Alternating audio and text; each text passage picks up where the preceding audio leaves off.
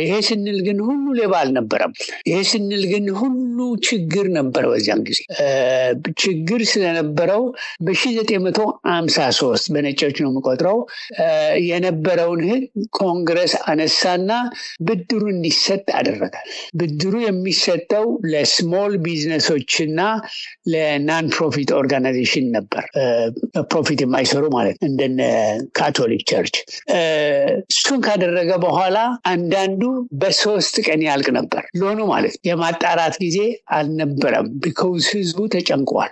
እዚህ እንኳን አትላንታ ምግብ ለመግዛት ሁሉ የማይችሉ ነበሩ። ቢኮዝ ቫይረሱ ይዟቸው የወጡ እንደሆነ ሰዎች ሊበክሉ ነው። አንድ ቤተሰብ መጀመሪያ የተያዘችው የሴትዮዋና የሰውየው እናት ናት። ከዚያ በኋላ ባልየው ተያዘ። ከዚያ በኋላ ሴትዮዋ እሷ ነበር የምትሰራው፣ እሷ ተያዘች እና ደውላ ተካ ምግብም የለንም አለች። ማንም መጥቶም የሚገዛልን የለም። ከዚያ በኋላ አንድ ዘመዳቸው ደወሉና እሷን ገዝታ ምግቡ ገዝታ መንገድ ላይ ጥላላቸው ነበር የምትሄደው። ብዙ ሰዎች አሁን ጥሮታ ይቀነሳል ምናምን። የትራምፕ መንግስት ጥሮታን አልነካም። እንደውም አንዳንዴ እሰጣለሁ ይላል። ለማመን ስለማንችል ግን ለመናገር አንችልም እንጂ ለመስጠት ዝግጁ ነው። ቢኮዝ ጥሮታ የወጣ ሰው ፊክስድ ኢንካም ነው ያለው። እሷን ብቻ ነው የሚያገኘው ካልሰራ በስተቀር። ለመስራት ይችላል ይችላል፣ ግን ትንሽ ሳይድ ኢፌክት ያለው ከጥሮታው በኋላ ከወጣም በኋላ ብንሰራ የተወሰነ አማውንት ይፈቀድልናል። ከዚያ በላይ ብንሰራ ግን 2 እጁ ለኛ ይሰጠናል፣ 1 እጁ አይአርኤስ ነው የሚወስደው። ሶሻል ሴኩሪቲ ኦፊስ ይወስደዋል ማለት ነው። ይሄን ማጥናት የለባችሁም። ከሶሻል ሴኩሪቲ ኦፊስ በጣም ኮኦፐሬቲቭ ናቸው። ደውላችሁ ሁሉን ነገር ይነግሯቸዋል። ኢቭን ሚስታችሁ ምን ያህል እንደምታገኝ ብቁ መሆኗና አለመሆኗ ይናገራሉ። እነሱ ብቻ እንዲደውሉልን መጠበቅ የለብንም።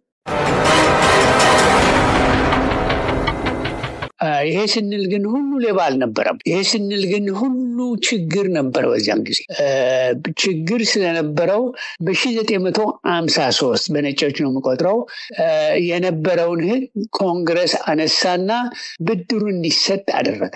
ብድሩ የሚሰጠው ለስሞል ቢዝነሶችና ለናን ፕሮፊት ኦርጋናይዜሽን ነበር። ፕሮፊት የማይሰሩ ማለት እንደነ ካቶሊክ ቸርች።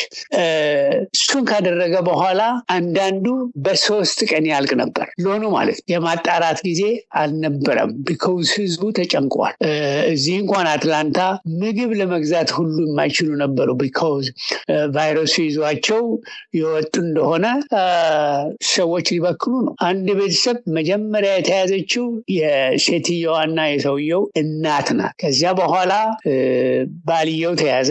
ከዚያ በኋላ ሴትዮዋ እሷ ነበር የምትሰራው፣ እሷ ተያዘች እና ደውላ ተካ ምግብም የለንም አለች። ማንም መጥቶም የሚገዛልን የለም። ከዚያ በኋላ አንድ ዘመዳቸው ደወሉና እሷን ገዝታ ምግቡ ገዝታ መንገድ ላይ ጥላላቸው ነበር የምትሄደው። ጤና ይስጥልኝ የተከበራችሁ የሬዲዮ ቤተሰቦችና አድማጮች፣ በወቅታዊ ጉዳይ እንድንወያይ በተለይም ረዘም ላለ ጊዜ ከዚህ ቀደም ጠቃሚና አስፈላጊ የሆኑ መረጃዎችን ሲሰጡን የነበሩት የቀድሞው በአትላንታ የሚገኘው ቲኬሾ አዘጋጅ አቶ ተካከለለ ዛሬም ባለው ወቅታዊ ሁኔታ በተለይም ከኮሮና ወረርሽኝ ጋር በተያያዘ በጊዜው የተለቀቁ ብድሮችን ተከትሎ ውሎ አድሮ የመጡ የክፍያ ጫናዎችን መሰረት በማድረግ እየተወያየን እንቆያለን። ረዘም ያለ ጊዜ እንግዲህ በእረፍት ላይ በሕክምና ላይ የነበሩት አቶ ተካከለለ ጋር ዛሬ ባለው ወቅታዊ ጉዳይ እንድንወያይ መልካም ፈቃዳቸው ሆኖ አብረን ተገናኝተናል። የፕሮግራሙ አዘጋጅ ሀብታሙ አሰፋ ነኝ። እስከ ውይይታችን ፍጻሜ አብራችሁ እንድትቆዩ ከወዲሁ በአክብሮት ጋብዛለሁ። ጤና ይስጥልኝ ጋሽ ተካ፣ እንደምትሰነበቱ? እንግዲህ እንኳን በድጋሚ ተገናኘን። እንደምን አለ? ለሚሰርግ ያለው because ካቆምኩኝ አሁን ወደ 2ኛ 3ኛ ዓመት እየሄድኩኝ ነኝ። እኔ እየተሻሻለ መጥቷል። ጡረታ ወጥቻለሁ። እንግዲህ 73 ዓመት ይሆነኛል። ያስፈልገኝ ነበረ። ስቲል ቲኬ አካውንቲንግ ኤንድ ታክስ ሰርቪስስ እየሰራ ነው። ሰራተኛ እዚያ አድርገናል። ጥሩ አካውንታንት ነው። በጣም ረጋ ያለ ሰው ነው። ላለው ችግር እየደወላችሁ ለመጠየቅ ትችላላችሁ። እንግዲህ ሲጠይቀኝ ብዙ እንትን ያለው ከልብ አመሰግናለሁ። ያው እንግዲህ አልፎ አልፎ መቼም ስለምንደዋወል እኔ እንኳን ብዙዎቹ ነገሮች ያውቃለሁ፣ ግን ያው ብዙ ጊዜ አልፎ አልፎም ሰዎች እንዲሁም በግል ባካገናኘ እንዲህ አይነት ጥያቄዎች አለን የሚሉ ጉዳይ ይነሳል። የዛሬውም ውይይታችን በተለይ ከኮሮና ወረርሽኝ ጋር የተያዘ የብድሮችን በተመለከተ ነው። እሱ ላይ ኋላ መጣበታለሁ። እንደው ረፍት በተለይ ብዙ ጊዜ የምናደርጋቸው ውይይቶች ላይ የጡረታ ጉዳይ ይነሳሉ። በጡረታ ጊዜ በኋላ ከመቸገር አሁን ታክስን በአግባቡ መክፈል ይገባል፣ የሶሻል ሴኩሪቲ ጉዳይ ብዙ ስናነሳ ቆይተናልና እንደው የረፍት ጊዜው ምን ይመስላል? የጤና ሁኔታስ? ብዙ እንግዲህ አድማጭ ተመልካቾቻችን በተለያየ ጊዜ ህብር ሬዲዮ ቤተሰቦች አድማጮች አንዱ ይጠይቃሉ እንዴት ናቸው ጋሽ ተካ የሚሉም አሉና ያሉበት ሁኔታ ምን ይመስላል? እንደው እንዴት ነው ረፍትስ? ረፍት ደስ ይላል። በተለይ ብዙ አመት ሰርተህ ቁጭ ብለህ ስትውል ነገሩ አስቸጋሪነቱ ቀኑ ይጠፋብሃል እና አሜሪካኖች ምን ይላሉ? ሪታየር ካደረግ ዛሬ ምን ቀን ነው ምናምን ብለው አንዳንዱ ከጠየቁ እሁድ በላቸው ይላሉ። ሁሉ ቀን እሁድ ነው ማለት ነው። አንዳንዴ ነዳለሁ፣ ይበዛው ጊዜ ግን አልነዳም። ቢኮዝ አርትራይቲስ እንትን ስለነበረኝ ትንሽ አስቸግሮኝ ነበር። አሁን ግን ቴራፒ እየወሰድኩኝ ነኝ። ቤት የመተው ነው ቴራፒ የሚሉኝ። ሁሉ ነገር እየሰራ ነው። አርትራይቲስ በጣም ስንሸመገል የሚያጋጥመን በሽታ ነው።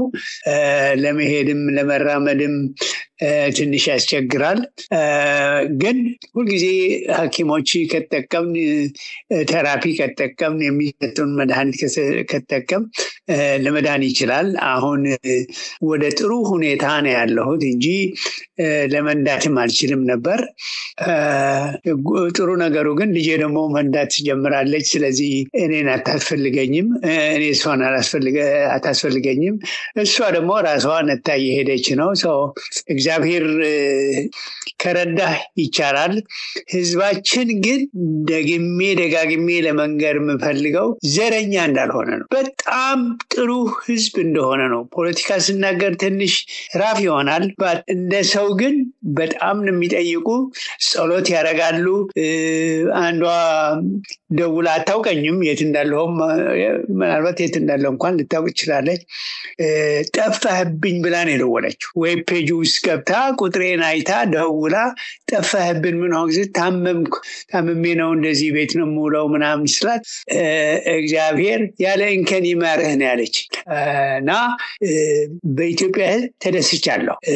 እርግጥ አንዳንዱ ትግሬ፣ አማራ፣ ኦሮሞ ምናምን ይላል ነው። እኔን ያገዙኝ ከሌላ ጠቅላይ ግዛት የመጡ ናቸው። አንዳንዴ የሚጠይቁ ጥያቄ ሪሊ ፐርሰናል ነው። ምከረን ይላሉ፣ እንደዚህ ተቸግረናል ይላሉ። በኮሮናው ጊዜ ትንሽ የትዳር ችግር ነበረን፣ ግን የሚበዛው ሰው በጣም ደስ ብሎታል። ሜኪራ ችግሩ እንዲበረቱ አዙረው እንዲያዩ ለልጆቻቸው ሲሉ መኖር እንዳለባቸው አውቀው እንደውም እንዳጋጣሚ ይሆን እንጂ ዛሬ ሁሉ የደወለች ሴት ነበረች። እንዴት ነው ትዳርሽ ምናምን ስላት በጣም ቆንጆ ነው የሚያስብልኝ ሰው ነው እስከ ማለት ደርሳለች።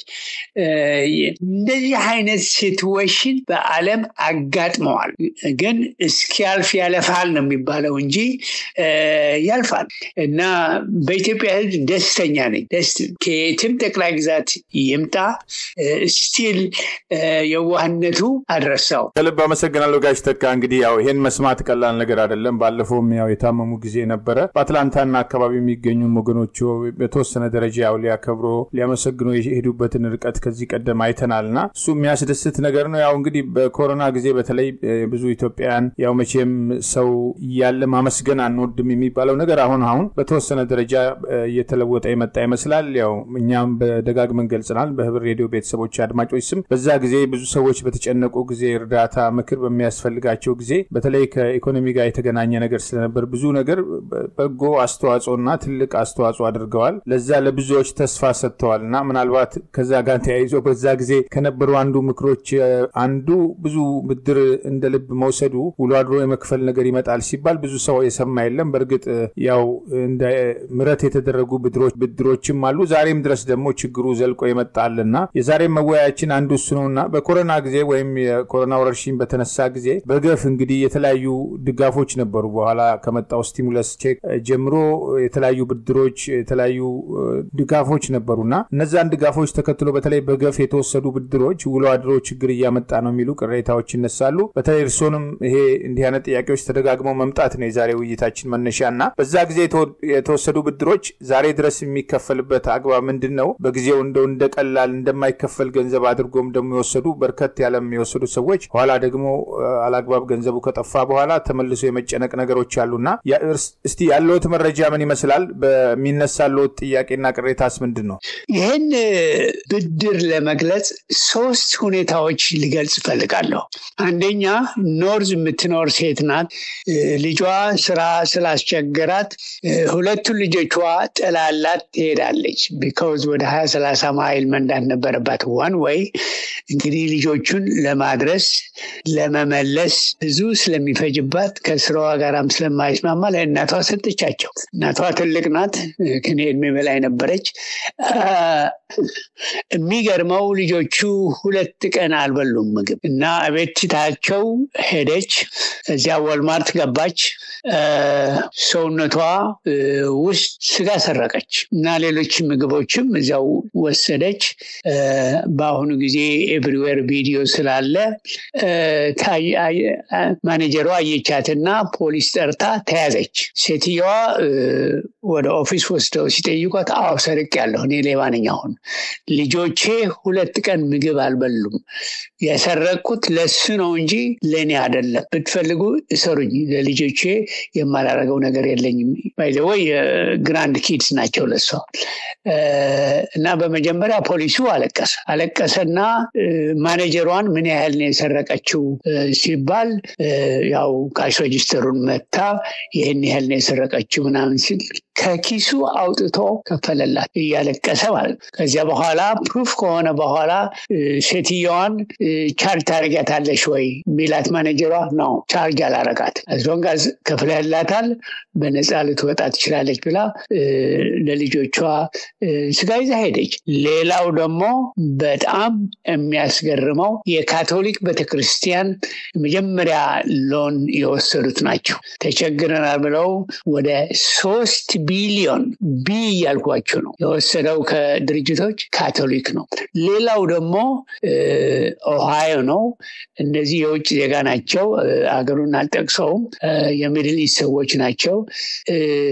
በቃ ሎን አመለከተው እና ሎን አመልክተው ወሰዱ። ደብዳቤ ስሞል ቢዝነስ አድሚኒስትሬሽን ሲጽፍላቸው ተመለሰ እና ፖስታ ቤት ሄዶ ቼክ ሲያደርግ ቤቱ ራሱ የለም፣ ቁጥሩ ራሱ የለም እና በሙሉ ገንዘብ ማጥተው ወደ ሀገራቸው ይሄዱ አሉ። ይሄ ስንል ግን ሁሉ ሌባ አልነበረም። ይሄ ስንል ግን ሁሉ ችግር ነበር። በዚያን ጊዜ ችግር ስለነበረው በ1953 በነጮች ነው የምቆጥረው የነበረውን ህግ ኮንግረስ አነሳና ብድሩ እንዲሰጥ አደረገ። ብድሩ የሚሰጠው ለስሞል ቢዝነሶችና ለናን ፕሮፊት ኦርጋናይዜሽን ነበር። ፕሮፊት የማይሰሩ ማለት እንደነ ካቶሊክ ቸርች። እሱን ካደረገ በኋላ አንዳንዱ በ3 ቀን ያልቅ ነበር ሎኑ ማለት። የማጣራት ጊዜ አልነበረም ቢኮዝ ህዝቡ ተጨንቋል። እዚህ እንኳን አትላንታ ምግብ ለመግዛት ሁሉ የማይችሉ ነበሩ ቢኮዝ ቫይረሱ ይዟቸው የወጡ እንደሆነ ሰዎች ሊበክሉ ነው። አንድ ቤተሰብ መጀመሪያ የተያዘችው የሴትየዋና የሰውየው እናት ናት። ከዚያ በኋላ ባልየው ተያዘ። ከዚያ በኋላ ሴትዮዋ እሷ ነበር የምትሰራው፣ እሷ ተያዘች እና ደውላ ተካ ምግብም የለንም አለች። ማንም መጥቶም የሚገዛልን የለም። ከዚያ በኋላ አንድ ዘመዳቸው ደወሉና እሷን ገዝታ ምግቡ ገዝታ መንገድ ላይ ጥላላቸው ነበር የምትሄደው። የቸገራቸው ግን አንዴ መግዛት ሳይሆን ሁለቴ መግዛት ሳይሆን ቫይረሱ እየባሰ በመጣ ቁጥር ገንዘባቸው አለቀ። ለማመልከትም አይችሉም። ቢኮዝ በሽታ ስለነበራቸው ማንን ይወክሉ፣ ለመንዳትም አይችሉም። እና በጣም ችግር የነበረበት ስለሆነ የዚያን ጊዜ የነበረው ሎን ብዙ ሰዎች አላሰብንበትም። ፕላስ ቸግሮናል። ከቸገረን ምንም ነገር እናደርግ አንችልም እና ብድሩ ብዙ ሰው ወሰደው። እንግዲህ በጣም ትልቅ ኢንትረስት ሬት አልነበረውም። ለቢዝነሶች 3.75 ነው። ሌሎቹ about 2.35 something like that ነው። ዝቅተኛ ነው የነበረው። እድል ነበረው። እድሉ ምንድነው የሚለው ኢቭን ሎኑ ለመክፈል ካልቻልን አመልክተን ኤክስቴንሽን ይሰጡ ነበረ። ሎኑ የሚያልቀው በ30 ዓመት ነው የተሰጠው። አንዳንዱ ለደሞዝ ግን የተሰጠው ገንዘቡ ተሰጥቶ ምንም መመለስ የለብህም እስከ 10,000 ብር ሰው አግኝቷል። ግን ብዙዎቻችን በደሞዝ የሚሰሩ አልነበሩንም። ካሽ ነበር የምንሰጣቸው። ስለዚህ ፕሩፍ ለማድረግ በጣም ይከብድ ነበር። አንዳንዱ ግን ደሞዝ ያላቸው እኔ እንኳን ሰርቼላቸዋለሁ አግኝተዋል ያለ ዕዳ ማለት ነው። አሁን ግን እየበዛ ሲመጣ ቢዝነሱም እንደ ድሮ አይደለም ያለው። በጣም ከባድ ነው ያለው። ስቲል በክፍያ የተወጠሩ ህዝቦች አሉን። የኛ ብቻ ሳይሆን የሌላው በሙሉ ዓለሙ በሙሉ ነው። እና እነዚህ ብድሮች ያልተከፈሉ ብዙ ኦልተርኔቲቭ መንግስት ፈቅዷል። አንዳንዱ ግን እንደሚያወሩት መክፈል የለብህም ዝም ብለህ ባንክራፕሲ ዲክሌር ታደርጋለህ የሚል አለ። ይቅርታ እንደው ወደ እሱ መጣለሁ። አሁን ይሄ መክፈል የለብህም ባንክራፕሲ የሚለው አንድ ሰው በባንክራፕሲ ወይም የለኝም ይሄን ዕዳ መክፈል አልችልም ብሎ ያንን ይፋ ከማድረጉ በፊት የሚታዩ ጉዳዮች የሉም ወይ? ባንክ ውስጥ ገንዘብ እያለ ሌሎች ጉዳዮች እያሉ እሱም ብናያቸው። ምክንያቱም አንዱ የመጡ ጥያቄዎችም እንዲህ አይነት ጉዳይ ስለሆኑ ብዬ ነው። ኦልተርኔቲቮች አሉ። ችግሩ ያለን ግን ወይም ደግሞ የስሞል ቢዝነሶች ችግር ያላቸው ስሞል ቢዝነስ ያላቸው ችግሩ የተጻፈ ሰነድ አልነበራቸው። ስለዚህ ከሰርክላል ወይም ትላለች እንጂ በጽሁፍ የጸደቀ በአካውንታንት የተያዘ ፕሩፍ ሊያደርጉት የሚችሉ የለም እንጂ እንትንም ሊያደርግ ይችላል፣ መንግስት ሊምር ይችላል። ይሄ ግን ኮንግረስ ያሳለፈው ስለሆነ የሚወስነው ኮንግረስ ነው። ስሞል ቢዝነስ አድሚኒስትሬሽን ስሙ ሰጥተው ነው እንድንበደር ያደረገን እንጂ ስሞል ቢዝነስ አድሚኒስትሬሽን የሰጠን ሎን የለም። በሙሉ ባንኮች ናቸው፣ የግል ባንኮች ናቸው። ኩድ ቢ ዌልስ ፋርጎ ሊሆን ይችላሉ፣ ኩድ ቢ ባንክ ኦፍ አሜሪካ፣ ቼዝ ሊሆን ይችላሉ። ሌሎችም ከ200 በላይ የሚሆኑ ባንኮች አሉ። እነሱ ነው ሄደው። እነዚህ አንዳንዱ ትልልቅ ባንኮች አይደሉም፣ ስሞለር ባንኮች ናቸው። ኢቭን ኤክስቴንሽን ለማድረግ እንኳን አንዳንዱ ችግር ነበራቸው። ከምናረጋቸው ግን ብዙ ኦልተርኔቲቮች ነበሩ። አሁን እንዳልኩት ግን ጽሁፍ የለንም። ለምሳሌ አሁን ቢሃይንድ የቀረን ሰዎች ካለን ያልከፈልን ከሆነ ረጅም ጊዜ እንትን ካለ መጽሐፍ መጀመር አለብን። ምን ያህል በየወሩ እናገኝ ነበር፣ ምን ያህል በየወሩ እንከስር ነበር፣ የሬንት ችግራችን ምን ነበረ፣ ከፍለነዋል ወይስ አልከፈልነውም፣ ሞርጌጅ በተለየ ቢዝነሶች ከፈልነው ወይስ አልከፈልነውም፣ ችግራችን እንዴት ነገር። ስለዚህ ችግር መኖሩን ለባንኩ ወይም ለስሞል ቢዝነስ አድሚኒስትሬሽን ብንነግር ኦልተርኔቲቮች ይነግሩናል። ጠበቃ ሁሉ ለመቅጠር ይቻላል፣ ባንክራፕሲ ለማድረግ ይቻላል። ግን ቀላል እንዳልሆነ ግን ነግራቸዋለሁ። ቢኮዝ ጠበቃዎችም ራሱ ቀላል ስላልሆኑ ስሞል ቢዝነስ አድሚኒስትሬሽን ተከራክረው እንትን ሊሉ አይችሉም። ይሄ ያለን ዕዳ ከስሞል ቢዝነስ አድሚኒስትሬሽን ጋር ወይም ደግሞ ከአበዳሪዎቹ ጋር ሶልቭ ባናረጋው መጨረሻው ወደ IRS ነው የሚሄደው። IRS ከሄደ ደግሞ ቀላል እንዳልሆነ ልነግራችሁ ነው። ብዙ አመት ሰርቻለሁ። በእድሜ 43 አመት ነው የሰራሁት። አንዳንዱ እንደዚህ ያጋጠማቸው ሰዎች ነበሩ፣ ኢትዮጵያውያን ሳይሆኑ የውጭም ዜጋ።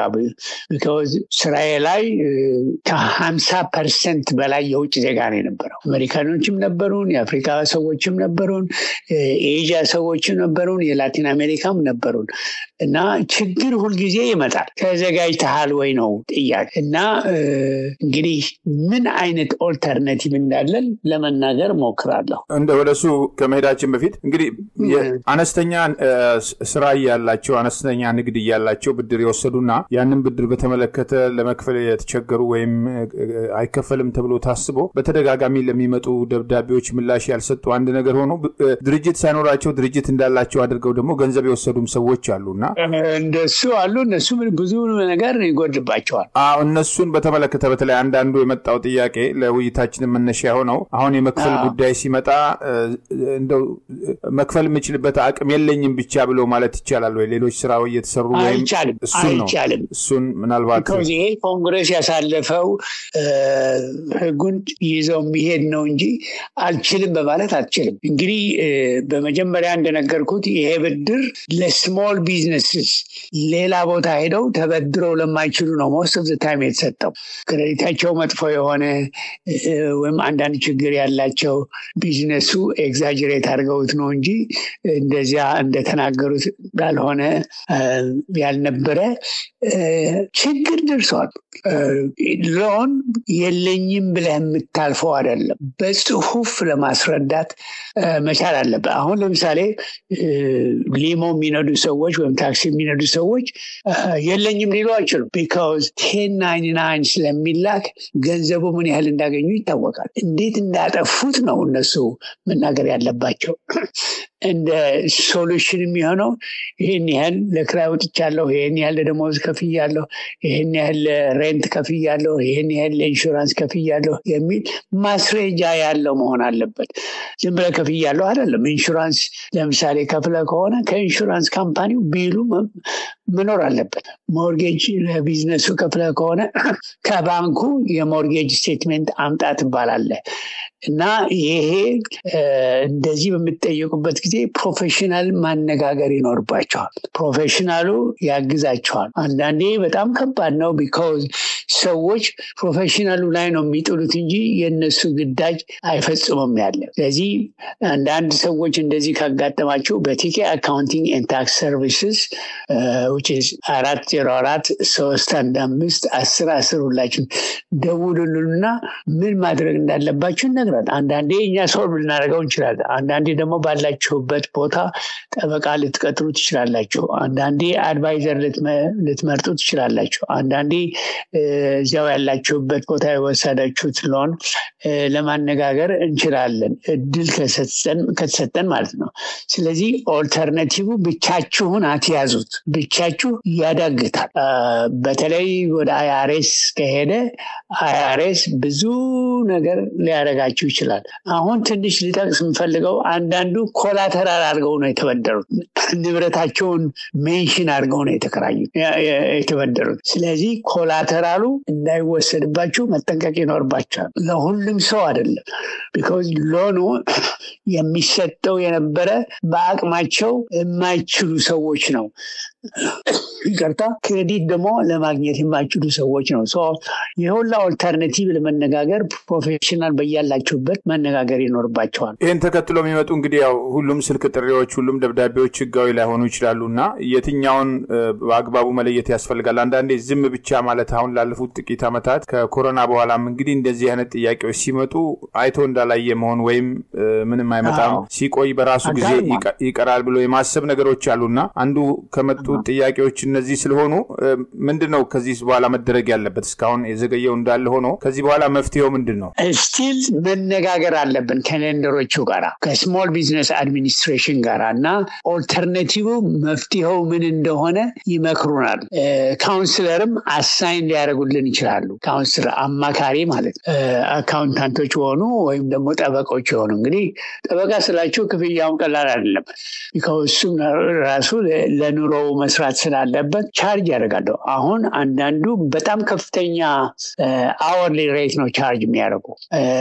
ቀላል እንደ ኢትዮጵያዊ ወይም ደግሞ እንደ ዘመድህ እንደ ወገንህ ሊሆን አይችልም። ስለዚህ መጀመሪያ ማነጋገር ያለባቸው በአጠገባቸው ላሉ አካውንታንቶች ይመክራሉ ብለው የሚተማመንባቸው ሰዎች ማድረግ አለበት።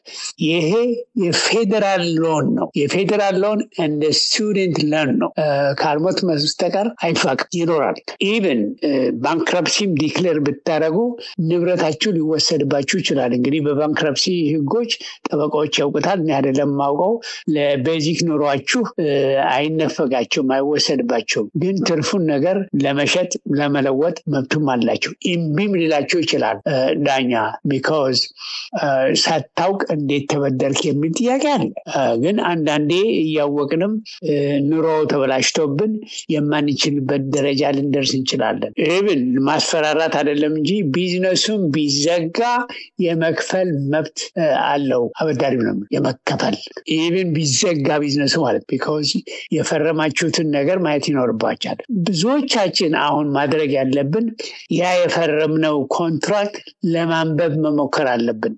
አንብበን የማንችለው ከሆነ ደግሞ ዘመዳችን ወይም ጓደኛችን ወይም የህብረተሰቡ ተካፋይ የሆነ የሚያውቅ ሰው ሄደን ምን እንደሚል ለማወቅም እንችላለን። ቢጠፋባችሁ ወረቀቱ ቢጠፋባችሁ የት እንዳስቀመጣችሁት በማታገኙበት ጊዜ ኮፒ ላክልን ለማለት ትችላላችሁ። አበዳሪያችሁን ኮፒ ላክልን ለማለት ትችላላችሁ እና እዚያ ያለው ኮንዲሽን ካያችሁ በኋላ ነው የምትወስዱት እርምጃ የሚታወቀው። አስቀድሞ ግን ይሄን አርግ አይባልም።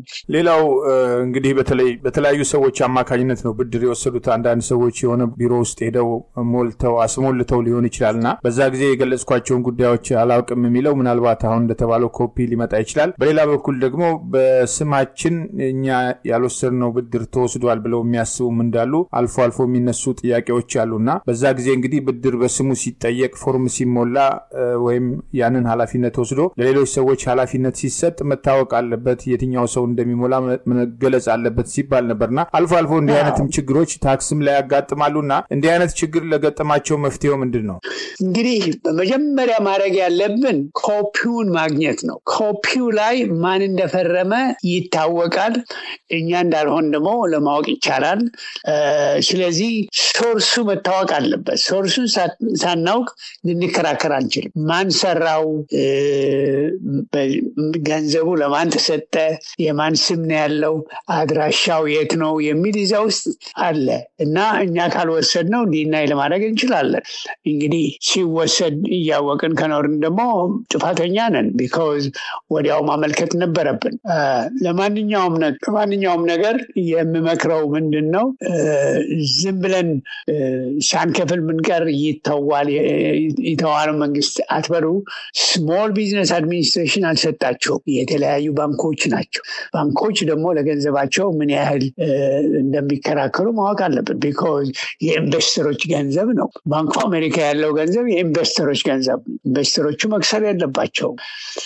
ባንክ ኦፍ አሜሪካ የራሱ ገንዘብ የለውም፣ ሰው ያስቀመጠው ነው። ስለዚህ ብዙ ያከራክራል። እነሱም በጠበቃ እንደሚከራከሩ ማወቅ ይኖርብናል እና ቅድም እንዳልኩት የምነግረው ለሁሉም ሰው ነው። ሎኑ ፔፐር ወርኩ ካልተገኘ ጥፋቱ የት እንዳለ አናውቅ። አንዳንዱ ኤክስቴንሽን የጠየቁ አሉ። አዎ ይፈቀዳል። መጀመሪያው 1 ወር ይሰጠናል። ከዚያ በኋላ ወደ 3 ወር ምናምን ይሰጠናል። ከዚያ በኋላ ግን ገደብ አለው እንዴት ለመክፈል እንደምትችል። ፔይመንት ፕላን ሁልጊዜ ይደረጋል። ይሄ ሀገር የተፈጠረው በመከራከር ብቻ አይደለም፣ መስማማት አለ። የምንስማማው ደግሞ ከአቅማችን በላይ አይደለም ዲል የሚያደርጉት። አቅማችን በፈቀደው ሊያደርጉ ይችላሉ። አዎ የተወሰነ ያህል ገንዘብ ከከፈል የቀረውን እንትን ሊያደርጉልን ይችላሉ፣ ሊተውልን ይችላሉ። ግን እችኛዋ የምትሆነው ስንነጋገር ብቻ ነው። ከልብ አመሰግናለሁ ጋሽ ተካ። እንግዲህ ያው ደጋግሞ ብለዋል። በተለይ ከሶሻል ሴኩሪቲ ጋር በተገናኘ ደግሞ ምናልባት እርሶ ቀደም ሲል ሲያሳስቡ የነበረበት ሁኔታ አለ። ዛሬም ጥያቄ ያላቸው ሰዎች ያሉና ሶሻል ሴኩሪቲ አሁን እንደዚህ ጡረታ ከወጡ በኋላ በረፍት ላይ ጊዜ ያሉ ጥቅምና ጉዳቱ በግልጽ የሚታወቅበት ወቅት ነውና እንደው በዚህ ጊዜ ተደጋግሞ ከሚነሱ ጥያቄዎችም አኳያ እግረ መንገድ እንደው ላሳስብ ወዳለው የሚሉት ካለ እንደው ውይይታችን ማጠቃለያ እናድርገው። ሶሻል ሴኩሪቲ ይሰራል፣ በደንብ ሰርቷል። እኔ ያገኛለሁ የከፈልኩትን ነው የማገኘው። ግን በ66 መውጣትና በ70 መውጣት ልዩነት አለው ብዬ ብዙ ጊዜ ነግሬያለሁ። ልዩነቱ ምንድነው? በ66 ሬጉላር መውጣት ነው፣ በ70 ግን የመጨረሻው የምንወጣበት ነው እና በ70 ከወጣን ወደ 25% ጭማሪ እናገኛለን። ጭማሪው የሚሰጠን ነበር። ለምሳሌ አንድ ሰው ጡረታው 1000 በወር የሚሰጠው ከሆነ 25% 250 ይጨመርለታል። ይሄኛው ግን ጨርሰን ስንወጣ ነው እንጂ ወጥተን እንደገና እየሰራን አናገኘውም። ብዙ ሰዎች አሁን ጡረታ ይቀነሳል ምናምን፣ የትራምፕ መንግስት ጡረታን አልነካም። እንደውም አንዳንዴ እሰጣለሁ ይላል። ለማመን ስለማንችል ግን ለመናገር አንችልም እንጂ ለመስጠት ዝግጁ ነው። ቢኮዝ ጡረታ የወጣ ሰው ፊክስድ ኢንካም ነው ያለው። ሰው ብቻ ነው የሚያገኘው ካልሰራ በስተቀር። ለመስራት ይችላል፣ ይችላል። ግን ትንሽ ሳይድ ኢፌክት ያለው ከጡረታው በኋላ ከወጣም በኋላ ብንሰራ የተወሰነ አማውንት ይፈቀድልናል። ከዚያ በላይ ብንሰራ ግን 2 እጁ ለኛ ይሰጠናል፣ 1 እጁ IRS ነው የሚወስደው። ሶሻል ሴኩሪቲ ኦፊስ ይወስደዋል ማለት ነው። ይሄን ማጥናት የለባችሁም። ከሶሻል ሴኩሪቲ ኦፊስ በጣም ኮኦፐሬቲቭ ናቸው። ደውላችሁ ሁሉን ነገር ይነግሯቸዋል። እብን ሚስታችሁ ምን ያህል እንደምታገኝ ብቁ መሆኗና አለመሆኗ ይናገራሉ። እነሱ ብቻ እንዲደውልልን መጠበቅ የለብንም። ትንሽ የጊዜ መውሰድ አለ። ግን ማወቅ ያለብን ሰራተኞች ተቀንሰዋል። ለምሳሌ አሁን IRS ወደ 6000 ሰው ወጥቷል በዚህ በአዲሱ መንግስት ማለት እና አንዳንዴ ደውለህ በ2 ሰዓት በ3 ሰዓት የሚያልቀው የነበረ አሁን እዚያው ያለህ ይዘጉብሃል። ኦልሞስት 3 ሰዓት 4 ሰዓት ጠብቀህ ማለት ግን ጊዜ ስናገኝ ነው የምንደውልላቸው። because በጣም መጣበብ አለ። አሁን እንደነግራቸው ጊዜ ነው የምነግራቸው የነበረ በ80ዎቹ 100,000 IRS ሰራተኞች ነበሩ። 100,000 ያልኳቸው ነው። አሁን ወደ 60,000 ገደማ ናቸው። ሰው የበዛው አሁን ነው። በዚያን ጊዜ እንደውም 800 ነምበር አልነበረም፣ ሎካል ነምበር ነው። እንደምንዋልክ ተባብለን ነው የምናደርገው። አሁን ግን የደወላችሁት ቁጥር anywhere in the United States ክፍት ያለ መብራቱ በሚያበራበት ጊዜ ያነሳዋል። ዲስካስ ታደርጋላችሁ። አትናደዱ። አሁን ብዙ ሰዎች ምን ይሉኛል? ዘጋብኝ ይላሉ። ነው ሲስተሙ ሊበላሽ ይችላል። ያንተ ስልክ ሊሆን ይችላል፣ የሱም ስልክ ወይም የሷ ስልክ ሊሆን ይችላል። መጣር ነው ያለብን። ደግሞ ለመግለጽ ደግሞ ይመክራል። አሁን እኔ ጡረታ ከወጣሁ እንኳን 1-2 አነጋግረናል። በጣም ኮኦፐሬቲቭ ናቸው። በተለይ ስትደውሉ ፋክስ አጠገብ ካላችሁ ፋክስም ልታደርጋችሁ ትችላላችሁ። እኔ አሁን መቼ ነው 22 21 or 20 ደውዬ አልደረሰኝም እንትኔ ስል ቼክ ስታደርገው አልነበረም እና ሴትዮዋ ምንድነው ያለችኝ? ሜል አድርገው ይችላል። እኔ አካውንታንት ነኝ፣ ሜል አድርጌዋለሁ። ሜል ባክሱ ደግሞ ኦፊስ ያጠገብ ነው ያለው ምናምን አልኳት። አሁን እዚያው እያለ ፋክስ ለማድረግ ትችላለህ ያለችኝ። ኦፊስ ነው ያለሁት አልኳት። ያው ፕሪንት አደረኩት፣ ተላከ፣ ስራ ላይ አዋለች። ብዙዎቻችን እንደ ክፉዎች አድርገን ነው የምናያቸው። ስራቸውን ነው የሚሰሩ፣ ክፉዎች አይደለም። አንድ እንዲያውም ኦዲት ተጠራና እኔ ነበር ወኪሉኝ የሄድኩት እና ምንድነው ያለኝ? ፊቱ ወደ እሱ አያይም፣ ወደ ጎን ነው የሚያየው እና ቲኬ ያለች በጥሩ ጊዜ ነው።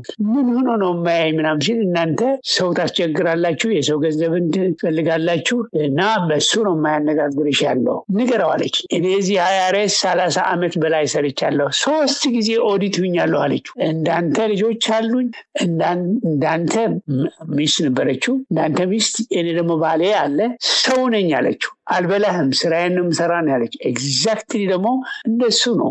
አንድ ፖሊስ ቢይዘንና ትኬት ቢሰጠን ለምን ይሰጠኛል ብለን እኮ ማሰብ የለብንም። ህጉ እስከሆነ ድረስ በህጉ እንትን እስካለ ድረስ መከተል ይኖርብናል። ይህ ሀገር ደግሞ የህግ ሀገር ነው። እንግዲህ አንዳንዴ ሊሳሳቱ ይችላሉ። ሂውመን ቢይንግ ናቸው፣ ያጋጥማል እና መነጋገሩ ጥሩ ነው ለማለት ነው። ሶሻል ሶሻል ሴኩሪቲ ታገኙታላችሁ። በተለይ አሜሪካን ሲቲዘንሺፕ ካላችሁ ኢትዮጵያ ወረሂመኑ ተቀምጣችሁ ገንዘባችሁ ለማግኘት ትችላላችሁ። ይልኩላችኋል። አሁን ኤሌክትሮኒክሊ ነው የሚላከው። ኢትዮጵያ ያሉ ወንድሞቻችን ባንክ ቤቱ እየገባ ነው።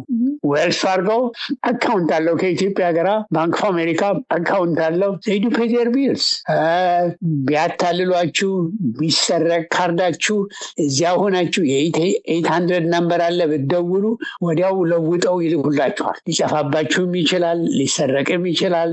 የሰርድ ወርልድ አይታወቅም። እንደገና ሌላ ካርድ ይሰጧችኋል። ይህ ሁሉ የሚደረገው በአሜሪካ ህግ ነው እንጂ ሌላ መለስኩልህ። መልሰውልኛል ጋሽ ተካ ከልብ አመሰግናለሁ። እንግዲህ ያው ድምጾትንም ለናፈቁ የህብር ሬዲዮ ቤተሰቦች አድማጮች ያሉበትን ሁኔታ እግረ መንገድ ማሳወቅ ነው። ከልብ አመሰግናለሁ። ረጅም እድሜና ጤና እንመኝልዎታለን። ለሰጡት ላበረከቱት ለወገኖቻችን አስተዋጽኦ ሁሉ ለህብር ሬዲዮ ቤተሰቦች አድማጮች ስም በድጋሚ አመሰግናለሁ። መልካም ጊዜውን ለጋሽ ተካ። ለሁላችን አንተም ጤና እንዲሰጥህ በዚህ በመከራ ጊዜ አለቅም ብለህ ይዘህ ሬዲዮ እያስፋፋው ሄዱ። በጣም አመሰግናለሁ። ይሄ ሁላችን የምናዳምጠው ሬዲዮ ጣቢያ ነው። ኢትዮጵያውነት እየፈጸምክ ነህ። ከልብ አመሰግናለሁ። እግዚአብሔር ይስጥልኝ። እርሶም እድሜ ጤና ይስጥልኝ። ደህና ሁንልኝ። አሜን። ክቡራን የህብር ሬዲዮ ቤተሰቦችና አድማጮች ስታደምጡ ለቆያችሁ ምስጋናችን ይድረሳችሁ። የህብር ሬዲዮ ኦፊሻል ዩቲዩብ ቻናላችንን ሰብስክራይብ ያላደረጋችሁ ሰብስክራይብ በማድረግ በተጨማሪም የደውል ምልክቱን በመጫን የህብር ሬዲዮ ቤተሰብ እንድትቀላቀሉ በአክብሮት እንጋብዛለን። እንደወትሮ ሁሉ የህብር ሬዲዮ ቤተሰቦች ፕሮግራሞቻችንን ላይክ በማድረግ ሼር በማድረግ አስተያየቶቻችሁን በመስጠት አብሮነታችሁን እንድትገልጹ በአክብሮት እንጠይቃለን። በድጋሚ እናመሰግናለን። ጤና ይስጥልን። ቸር እንቆይ።